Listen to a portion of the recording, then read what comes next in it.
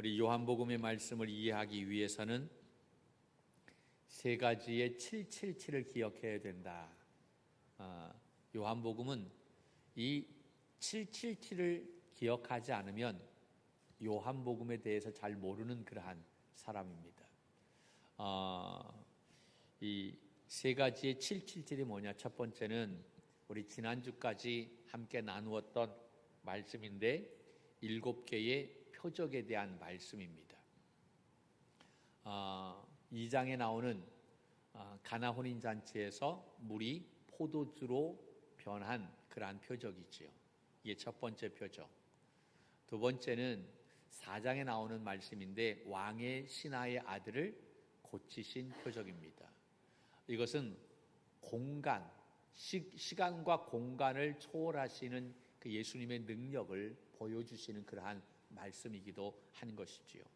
그리고 세 번째 표적은 5장에 나오는 그러한 말씀인데 양문 곁에 베데스다라고 하는 연못가에서 아주 오래된 38년 된 그러한 병자를 고치신 표적, 이것이 세 번째 표적이고, 그리고 네 번째 표적은 6장에 나오는데 두 가지의 표적이 있죠.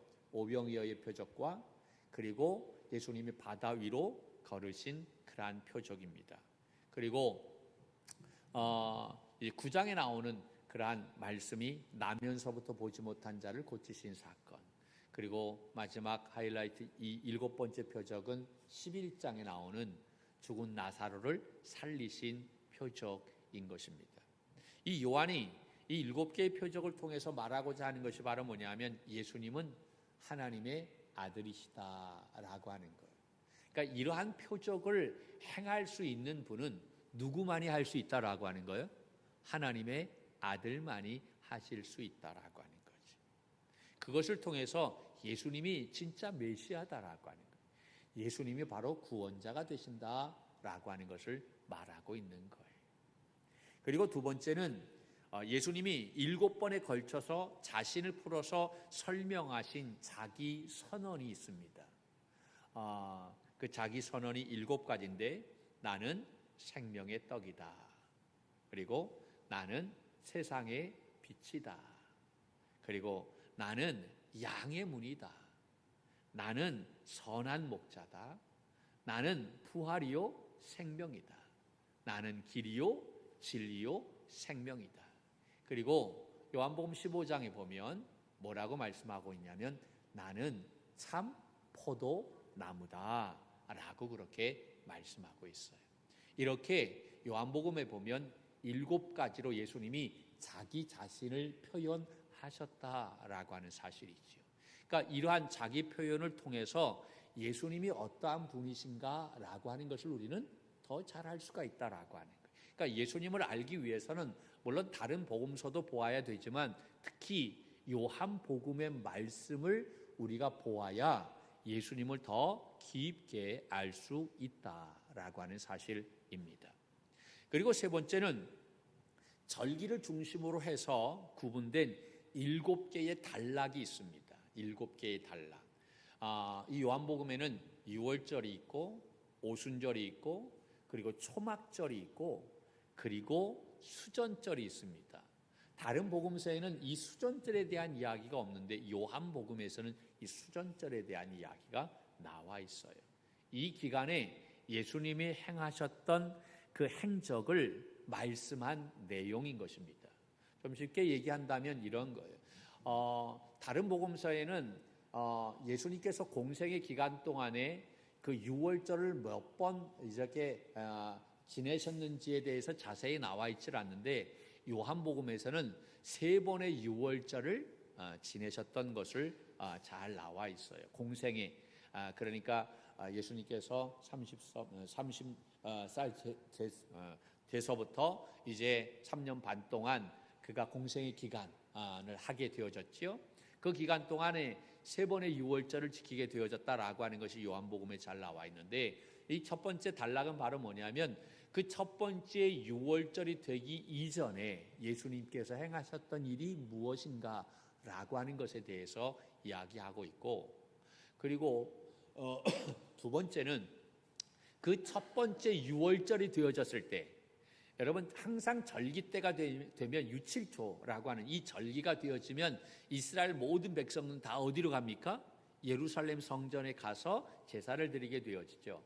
그 예수님이 첫 번째 유월절을 맞이했을 때 예루살렘에 올라가셔서 행하시는 일이 바로 뭔가, 그것에 대해서, 그 행적에 대해서 말씀하고 있어요. 그리고 세 번째는 오순절날, 오순절 때도 이스라엘 백성들이 예루살렘에 올라갔죠. 그때도 예수님이 또 예루살렘에 가셔서 행하신 행적에 대해서 말씀하고 있는 거예요. 그리고 초막절 때 예수님이 또 예루살렘에 올라가셔서 행하신 그러한 일, 수전절 때도 마찬가지 예수님이 그 절기 때 행하신 일들, 그리고 세 번째 유월절을 맞이했을 때 예수님께서 예루살렘에 가셔서 행하셨던 일이 무엇인가? 그 세 번째 유월절을 맞이하셨을 때 이제 결국은 이제 십자가에 죽으시는 그러한 일들이 일어나게 되어지는데, 이렇게 요한은 그 절기를 구분을 해서 이 절기를 중심으로 해서 구분된 7개의 단락으로 이 요한복음을 그렇게 기록해 놓았다라고 하는 사실입니다. 그래서 우리가 요한복음을 읽을 때 이 세 가지의 7.7제를 머릿속에 기억을 하고 우리가 이 말씀을 읽으면 조금 더 쉽게 이 말씀을 이해할 수가 있을 것이다 생각됩니다. 자, 오늘은 예수님이 7번에 걸쳐서 자기 선언을 하셨는데 그 첫 번째가 바로 뭐냐 하면 나는 생명의 떡이다 라고 말씀하신 거예요. 오늘 이 말씀을 가지고 함께 은혜를 나누고자 합니다. 자, 오늘 이 말씀의 중심의 말씀은 35절입니다. 35절은 중요하니까 우리가 언더라인을 줄을 쳐 넣으셔야 되겠죠. 35절을 같이 한번 볼까요? 35절 시작. 예수께서 이르시되 나는 생명의 떡이니 내게 오는 자는 결코 줄이지 아니할 터이요 나를 믿는 자는 영원히 목마르지 아니하리라. 아멘. 할렐루야. 예수님이 자기 자신을 뭐라고 말씀하고 있어요? 생명의 떡이다 라고 그렇게 말씀하고 있어요. 생명의 떡이다, 그냥 떡이다 라고 그렇게 말씀하지 않고 거기에 생명의 떡이다. 그래서 나를 먹어야만 된다. 그래야만 너희들이 줄이지 않고 목마르지 않는다 라고 그렇게 말씀하고 있어요. 이 떡은 하나님이 하늘에서 내려준 떡이다 라고 그렇게 말씀하고 있습니다. 32절 후반절 말씀에 보면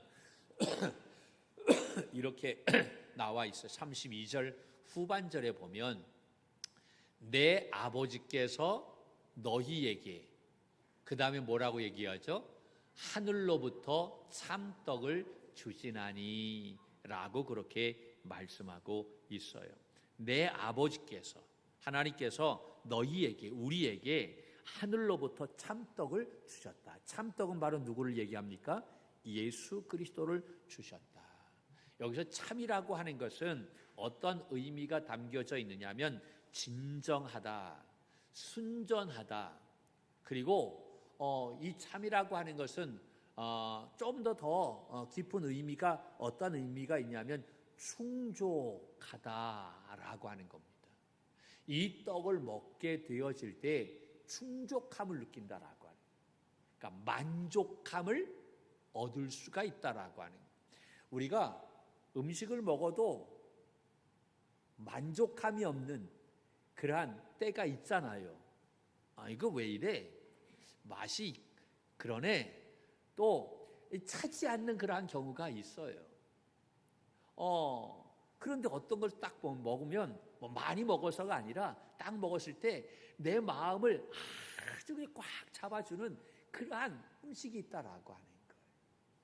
바로 참이라고 하는 것은 그러한 의미, 바로 내 마음을 꽉 풍성하게 해주는, 만족하게 해주는, 이거지, 그래, 이것을 이야기하는 거예요.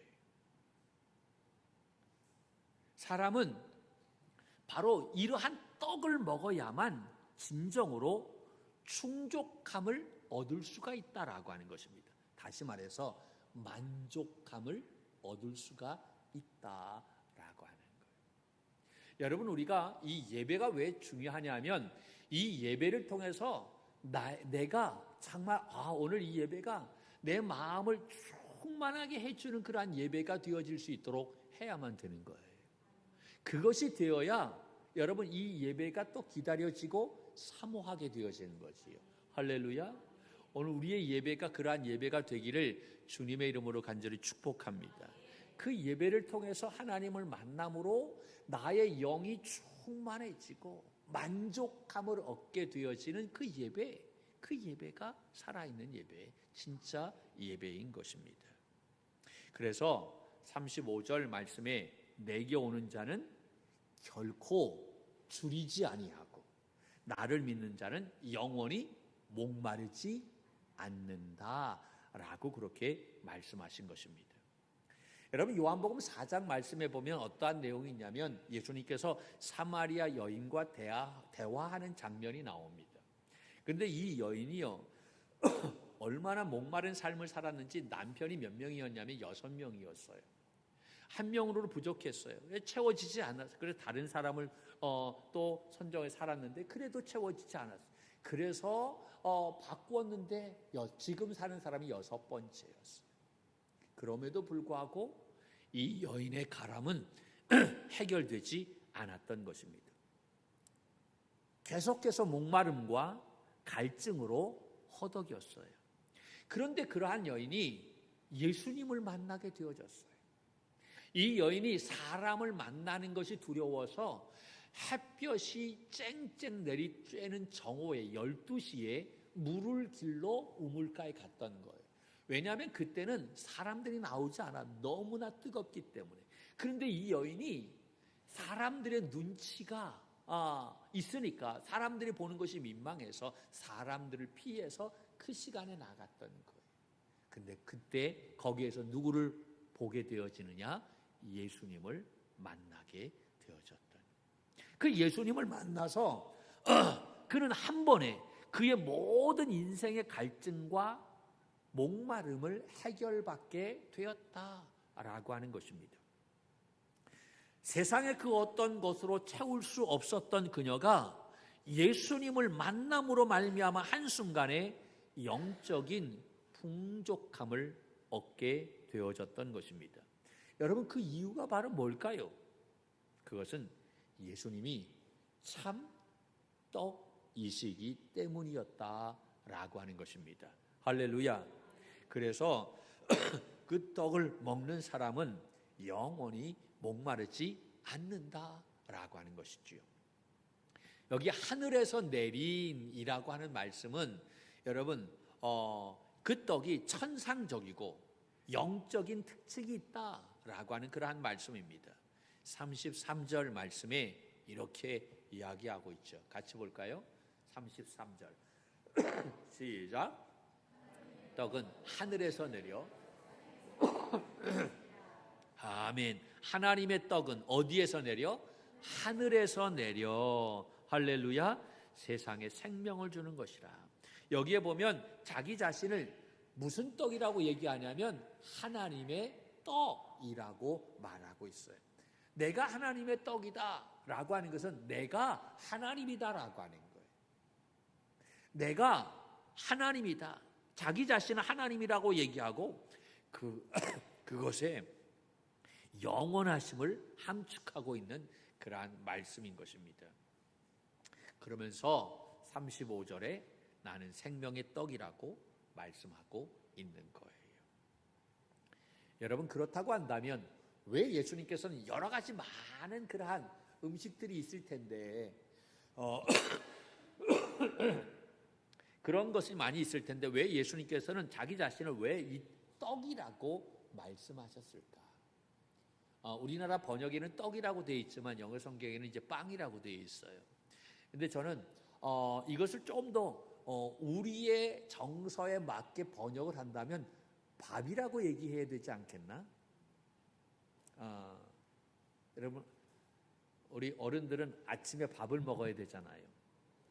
요새 아침에 밥을 먹는 사람들은 좀 간이 부은 남자지요. 예, 예. 아침에 밥 줘라고 하면 큰일 납니다, 요새는. 근데 우리 이 한국사 조선 사람들은 그래도 빵보다는, 떡보다는 뭐 먹어야 돼요? 밥을 먹어야 돼요. 밥심이 있어야만 되는 거예요. 자, 여기서 말하는 떡이라고 하는 것은 밥이다라고 하는 거예요.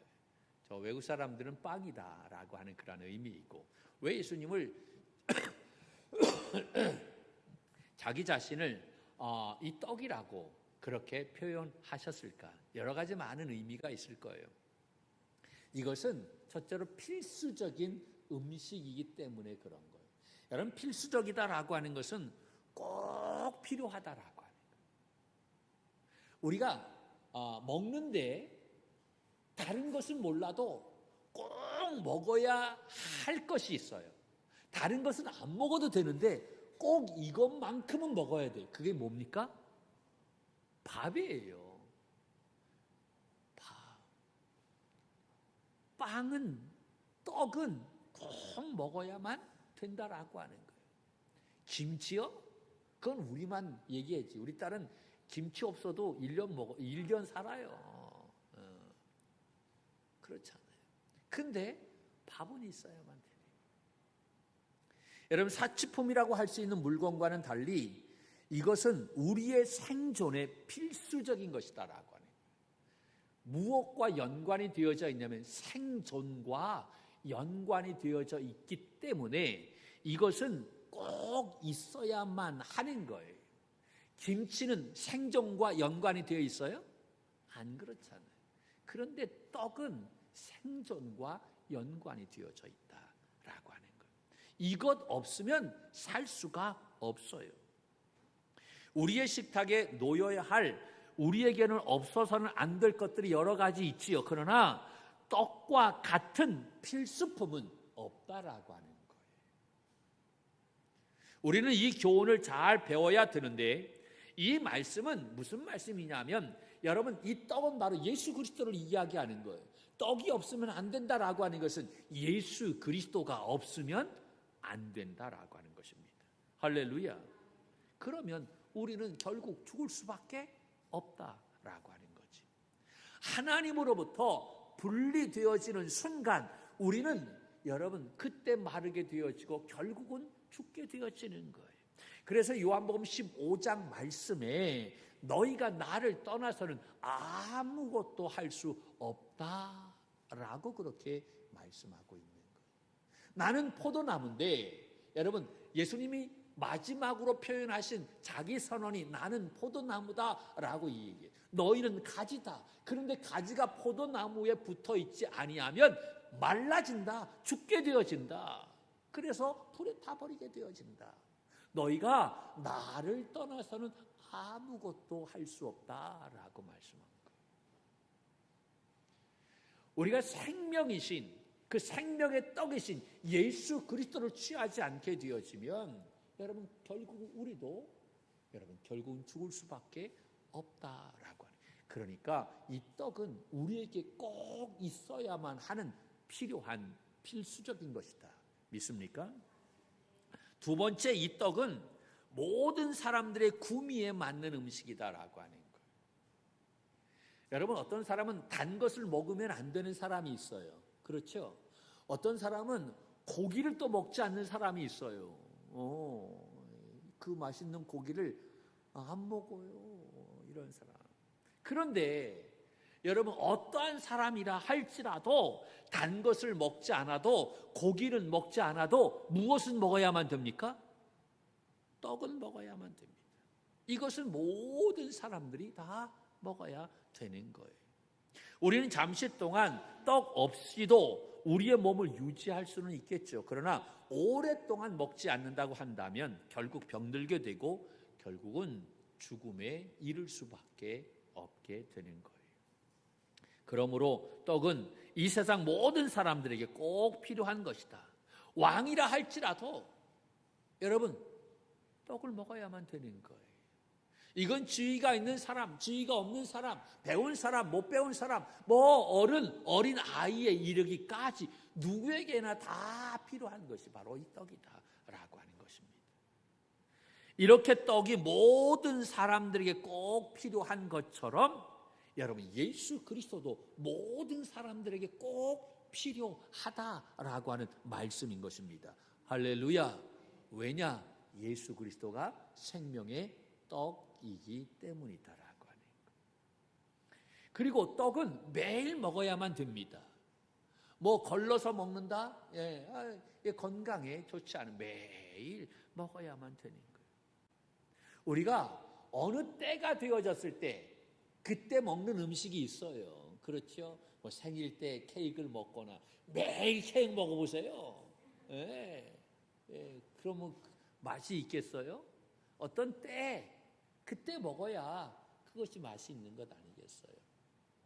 또 어떤 계절에 있을 때 그 계절 따라서 먹는 음식이 있어요. 그런데 이 떡은요, 때뿐만 아니라 계절뿐만 아니라 어떤 계절이 와든 어떤 때든 와든 매일 이 떡은 먹어야만 되는 거예요. 매일 먹어야 건강하다라고 하는 거예요. 영적인 일도 마찬가지인 줄로 믿습니다. 우리 그리스도인들이 매일 그리스도를 먹지 않는다고 한다면, 또는 그리스도인이 껍질과 같은 그냥 종교적인 어떠한 형식과 의식에 젖어 있다고 한다면 결국 연약해질 수밖에 없고 메마르고 병들 수밖에 없는 거예요. 신앙생활을 하고 있는 아주 많은 사람들이 연약해지는 이유가 바로 뭘까요? 바로 그것은 이 점에서 실패했기 때문입니다. 매일 예수 그리스도를 먹어야 하듯이 여러분, 그래야만 우리의 삶이 건강해지는, 매일 우리가 떡을 먹어야만 건강한 삶을 유지할 수 있듯이 예수 그리스도도 매일 먹어야만 되는 것입니다. 여러분, 건강한 분들 보세요. 아침에 7시에 식사하잖아요. 12시 땡 되면 점심 식사하잖아요. 5시 되면 또 저녁을 드시잖아요. 어떻게 그렇게 시간을 맞추는지 몰라요. 그 시간 정말 뭐 별로 이렇게 착오가 없어요. 그 시간을 잘 그렇다고 많이 드시는 것이 아니에요.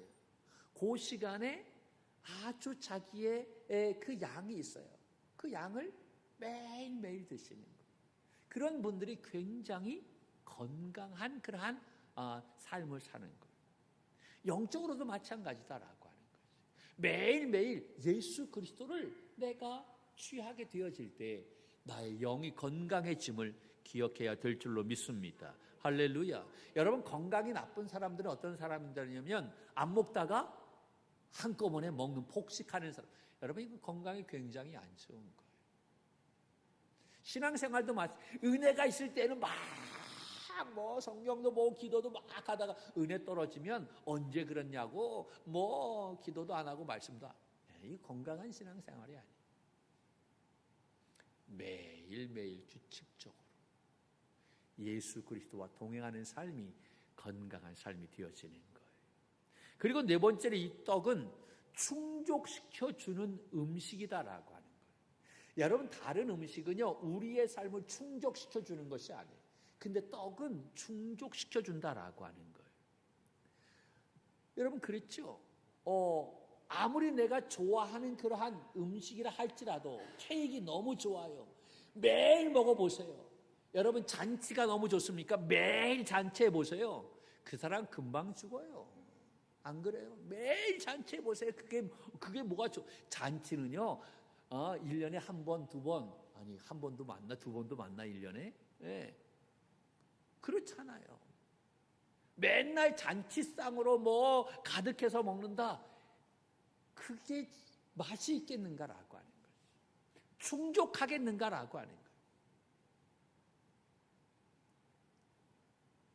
다른 음식들은요 아무리 좋아도 맛있어도 계속 먹게 되면 질리게 되어 있어요. 그런데 떡은요, 밥은요 질리지 않는다라고 하는 거예요. 그 이유가 바로 뭡니까? 주식이기 때문에 그렇지요. 중심이 되는 음식이기 때문에 그런 거예요. 우리는 그 음식을 사용하여 우리 모두의 생명을 유지시킬 수 있다라고 하는 거예요. 영적인 일도 마찬가지입니다. 우리는 매우 빈번하게 그리스도를 제쳐두고 다른 음식을 찾지만, 그러나 그것은 껍질과 같은 것임을 알아야 된다라고 하는 거예요. 생명의 떡 이외에는 아무것도 우리를 충족시켜 주지 않는다는 사실을 깨달아야 할 줄로 믿습니다. 다섯 번째, 여러분 이 말씀이 아주 중요한 말씀이에요. 이 다섯 번째는 이 떡이 음식이 되기 전에 거치게 되어지는 과정이 있어요. 우리는 이것을 주목해야만 됩니다. 왜 예수님께서 생명의 떡이신가라고 하는 것에 대해서 이 의미가 담겨져 있기 때문에 그런 거예요. 여러분, 떡이 되는데 그냥 떡이 됩니까? 그 과정이 있어요. 이 과정이 있기 때문에 예수님께서 예수님은 자기 자신을 내가 생명의 떡이다라고 그렇게 말씀하신 거예요. 여러분, 맨 처음에 농부가 씨를 뿌리죠. 씨를 뿌리면 그 씨에서 싹이 돋아나요. 잎사귀가 나죠. 그리고 이 싹이 나고 거기에 이제 열매가 열리게 되어집니다. 열매가 잘 열리게 되어지면 추수를 하게 되어집니다. 그렇죠? 여러분, 추수를 한다라고 하는 것은 그것을 자르는 거예요. 자르는 거. 이삭이 열매를 맺어 익은 곡식이 되어지면 어때요? 그것을 자르고 그것이 베어지고 또 베어지는 것으로 끝납니까? 그것을 탈곡하잖아요. 막 탈곡해갖고 알알이 다 빼죠. 그런 다음에 키질을 해서 쭉정이는 다 날려보내잖아요. 그래서 알맹이만 거두어 드리잖아요. 그런데 그거를 또 껍질을 벗겨요. 껍질을 벗겨서 어때요? 빠요. 완전히 아주 곱게 빱니다. 그 빠는 것으로 끝납니까? 가장 중요한 것이 바로 뭡니까? 빻으면 최종적으로 뜨거운 오븐의 불에 구워져야만 무엇이 되어질 수 있어요? 빵이 되어질 수 있어요. 떡이 되어질 수 있다라고. 이러한 과정을 거쳐야만 떡이 되고 빵이 되어질 수 있는 거예요. 그래야만 우리의 생명을 유지시키기에 적합한 그러한 음식이 되어질 수 있는 거예요. 여러분, 이 하나님의 떡인 예수님이 경험하신 것도 바로 이와 마찬가지다라고 하는. 그래서 예수님이 자기 자신을 떡이라고 표현하신 이유가 바로 이 이유 때문에 그런 것이다라고 하는. 예수님은 우리의 죄악 때문에 잘리셔야만 됐어요. 상하셔야만 됐어요. 우리를 대신해서 십자가에서 심판을 받으셔야만 했던 것입니다. 그는 하나님의 거룩한 맹렬한 그 불길을 거기에서 견디셔야만 했던 거예요.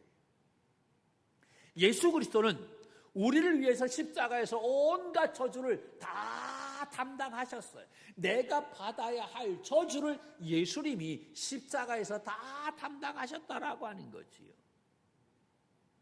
그 이유가 바로 뭡니까? 그것은 그 예수 그리스도가 우리에게 생명의 떡이 되어 주시기 위해서 겪으신 과정이다라고 하는 거예요. 그러므로 우리를 위해 생명의 떡이 되신 이 예수 그리스도를 먹어야 될 줄로 믿습니다. 먹는다라고 하는 것은 그를 믿는다라고 하는 거예요. 그를 영접한다라고 하는 것입니다. 그래서 35절 말씀에 예수께서 이르시되 나는 생명의 떡이니 내게 오는 자는 결코 줄이지 아니할 터이요 나를 믿는 자는 영원히 목마르지 아니하리라 라고 그렇게 말씀하신 것입니다. 여러분, 여기에서 우리가 중요하게 보아야 할 말씀이 바로 뭐냐면 내게 오는 자, 나를 믿는 자라고 하는 이 말입니다. 내게 오는 자, 나를 믿는 자, 여러분 각 개인에게 대하여 말씀하신 말씀인 거예요.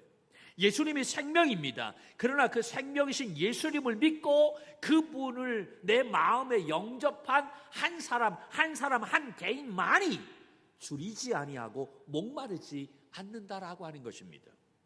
아무리 우리 부모가, 내 부모가 예수님을 잘 믿었다 할지라도, 내 아내가 신앙생활 잘한다 할지라도, 내가 그 예수 그리스도를 믿지 않는다고 한다면, 내가 그 예수 그리스도를 영접하지 않는다고 한다면 그 생명이 나의 소유가 되어질 수 없다라고 하는 사실입니다.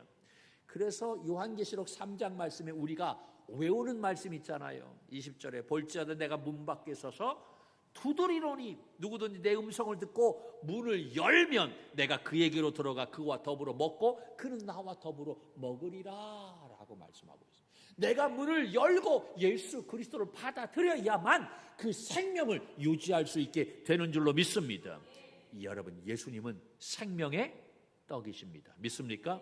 그러므로 영원한 양식을 위하여 우리가 해야 할 일이 바로 뭡니까? 그 생명의 떡이신 예수 그리스도를 취하는 거예요. 취한다라고 하는 것이 바로 뭡니까? 믿는다라고 하는 것입니다. 할렐루야.